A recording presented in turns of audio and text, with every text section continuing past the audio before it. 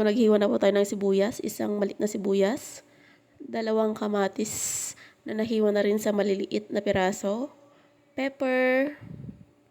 Isang buong bangus na nalinisan na. At ngayon naman, lalagyan natin ng asin. Irarab lang natin yung asin para magkaroon ng lasa.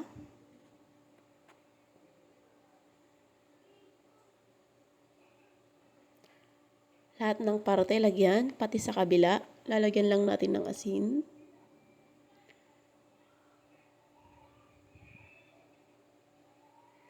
Ganyan. At ihalo na natin ang sibuyas sa kamatis. Yan na po. Sunod, lagyan ng pepper. Konting asin. At i-mix. Depende po kung gaano nyo or ano gusto nyong panlasa. Kung medyo maalat pa, dagdagan nyo po ng asin. Sunod, ilalagay na natin sa bangos ang ating kamatis, sibuyas at asin na tinimplahan. Lalagyan lang natin ng paunti-unti para hindi lumabas pag nailuluto. Yan.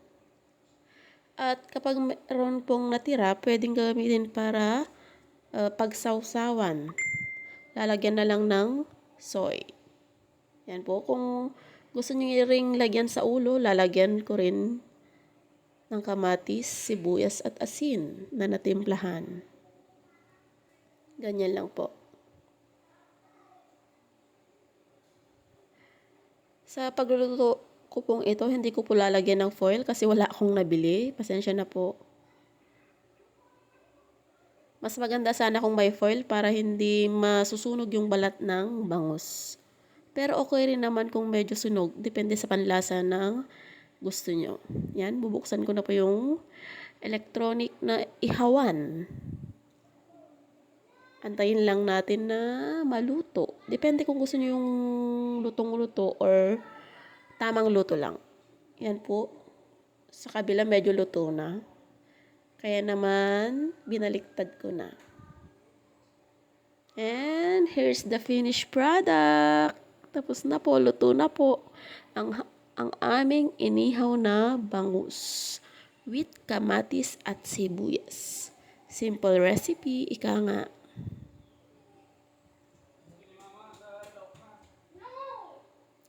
At meron rin pala akong linutong sinigang na shrimp. Paborito ng aking anak. At yung taba ng bangus, linigay ko na rin pampalasa.